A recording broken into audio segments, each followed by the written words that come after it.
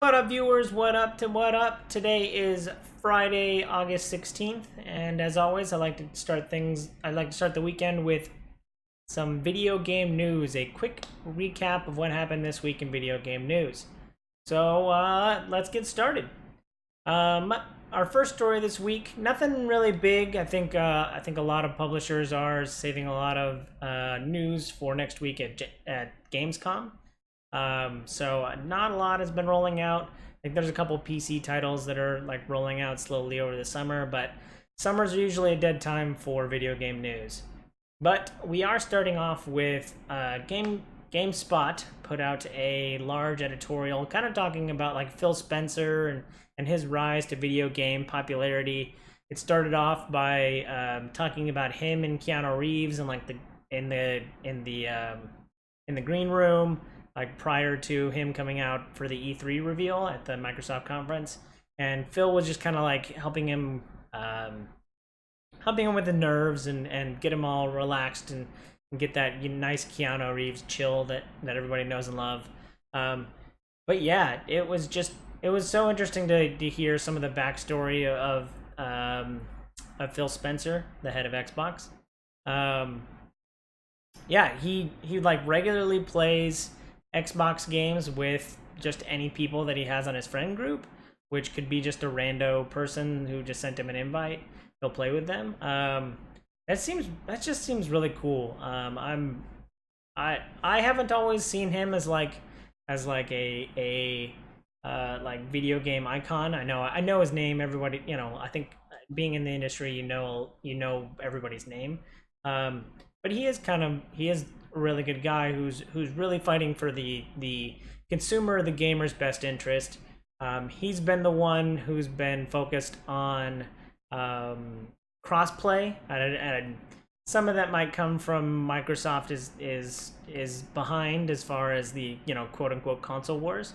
Um, but I think maybe part of that also just comes from a genuine like gamers should be able to play together regardless of what platform they're on. And so, reading this article, I kind of got that feeling. So I really think that, yeah, you read the article, tell me what you think of Phil Spencer. But it was just a really cool article. It was a good kind of capstone for the week. Was just to read this really nice article about this head of a video game company, a very big company, who just wants what's best for gamers. Let me know what you think down below. Um, on the Epic Store, they announced a couple new features coming to the Epic Game Store. They're gonna have cloud saving. They're gonna have Humble Bundles, or Humble Bundle integration. I think that was like a huge issue was whenever you did a Humble Bundle, you'd have to get Steam keys, and then those things might not work. And so Humble Bundles, or no, Epic Game Store is trying to improve that. But I did read that like Borderlands 3, while it will be day and date on the Epic Store, it won't allow pre-downloads. So I don't know what kind of relationship's going on there, but I did read an article about that this week. The new Switch model is out, so this one should have better. I think it's just better battery life. I don't know if it has increased storage or not. I don't quite remember.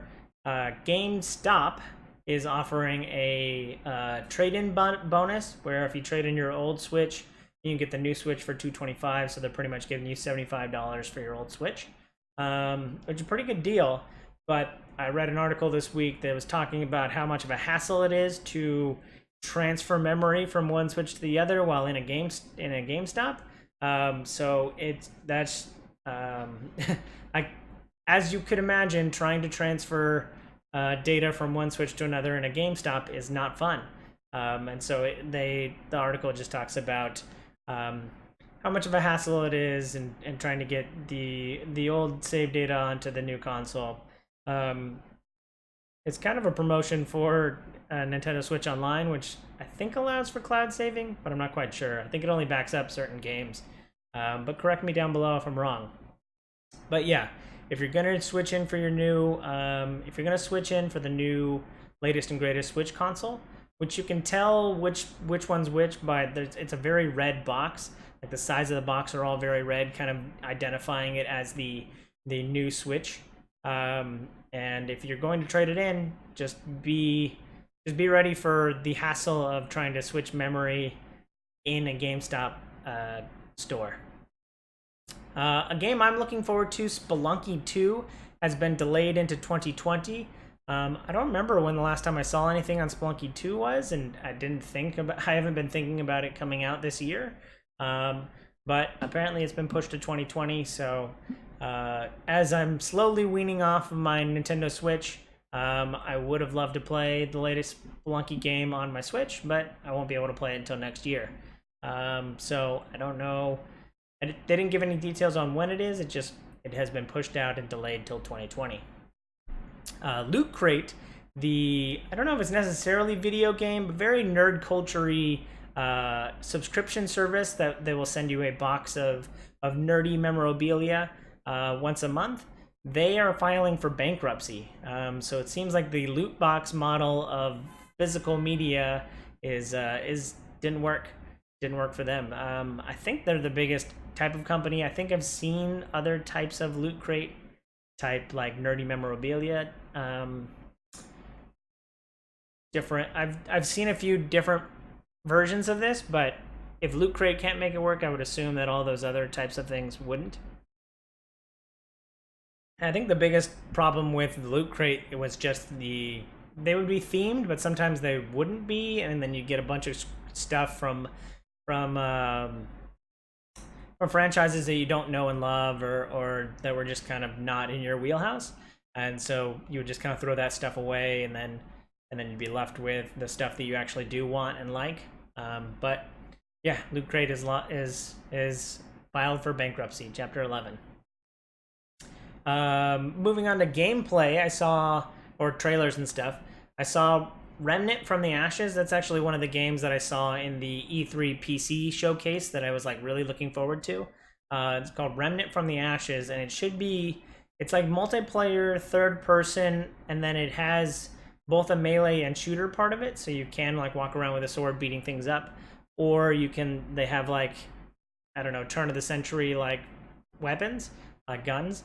And it showed like the first 19 minutes of gameplay, and all of it just seemed like I really liked the art style. It was like this redheaded girl who was running around with a sword just chopping down these like sentient evil trees. But the art style was very distinctive. I think that's what caught my eye at E3.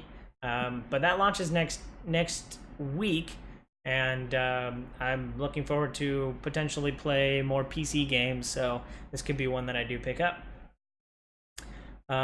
Moving right along, Bubble Bobble, one of my favorite games from the original Nintendo system, was Bubble Bobble, and it is coming. A new game for 4 players is coming to the Switch. I really hope that couch co-op is in play. I guess Nintendo Switch has a bunch of couch co-op games, so I shouldn't be worried about that. But I've always loved the Bubble Bobble games. I used to play them all the time. Super nostalgia hit for me, seeing that a new Bubble Bobble game is coming to the Switch. And I think it comes, I don't have the date right off the top of my head, but I think it's coming in the next month or two. So super excited for that. I don't know what the price is either. I'd probably guess $20 to $30, but really looking forward to the next Bubble Bobble game, because I have a lot of nostalgia for that. Double Fine's latest game, Rad, short for Radiation, is a roguelike game that I saw gameplay for this week.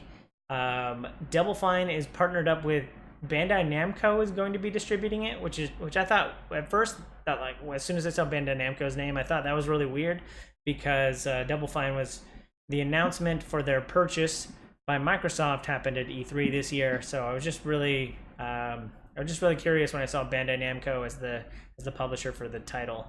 But it is a roguelike game where you start as a character and then you take on radiation. Apparently that's like your XP in the game, and then you evolve or mutate into different like creature types, and you're just trying to, much like most roguelikes, you're trying to get further and further into the levels and get bigger and stronger and more powerful until you die, restart, and try and get further. So that I thought the art style was really cool. It was like 80s but post-apocalyptic and very like psychedelic color scheme. So something that I would be interested in. I don't know when the release date for that was, but it is coming from Double Fine, and they make great games. So looking forward to that. 4 new PS4 controller colors are coming out this fall. There's a periwinkle blue, there's a rose gold, a purple, and like a red camouflage kind of color. I'm a huge fan of the periwinkle blue, but it's more of like a blue metallic. But I'm going for the Snatch Guy Ritchie reference. For those of you who are fans of Guy Ritchie films, yeah, there's 4 different colors. It's like a light metallic blue, rose gold obviously is rose gold. The red camouflage one is just like the red controller with a little bit of camouflage on it, and then the purple one's actually kind of striking. It's kind of like that Twitch purple. No sponsorship intended. But yeah, 4 new different colors for the PS4 controllers. I also think it's weird if they're coming out with a new console that they're pressing new controllers out onto the market. But if you collect PS4 controllers, or you like these colors as opposed to the basic black ones, then look for those. There's a Jackbox Humble Bundle happening this week. I think for the lowest tier, you get like Jackbox 1 and 2. And then as you get higher up in the tiers, you get like Drawful 1 and a couple others. And then there's the average pay-in and the high pay-in. The high pay-in gets you like every Jackbox game that's ever come out. And these are very good party games. So if you have any interest in hosting anything with 4 or more people, I think this Humble Bundle is a great way to like get all the party games all in one place. Yeah, so if you host anything whatsoever, if you have friends over for any reason, I think the Humble Bundle, this Jackbox Humble Bundle should be for you. Yeah, if I didn't already own like 2 or 3 of them on 14 different consoles, I would probably buy this, and I might still buy it anyway. And most of the proceeds go to charity if you are interested in that kind of thing. So yeah, check out the Jackbox Humble Bundle link down below. And last but certainly not least, Sekiro Shadows Die Twice is on sale on Steam. Sekiro doesn't quite hit me personally as a PC game. I think for like those type of brawler fighting games, I like to play with a controller, but I prefer a lot of things with a controller. So maybe that's just me. But it is on a Steam sale for 20% this weekend. Link down below. Let me know if you pick it up. I think the game looked awesome, and I never did pick it up. I might borrow it from a coworker or someone else. But yeah, that game looks awesome, and super excited to see it on sale. That's it for the week. If you enjoyed this and you're watching this on my YouTube, a thumbs up and a subscribe goes a long way. And then if you're watching me live on Twitch on Friday, I appreciate it. I super appreciate it. And a follow and a subscribe goes a long way. I've got a Discord where I post these so that you can watch the VODs later. Yeah, hope you have a super weekend. Hope you have a super day. Hope you have a super weekend. Bye!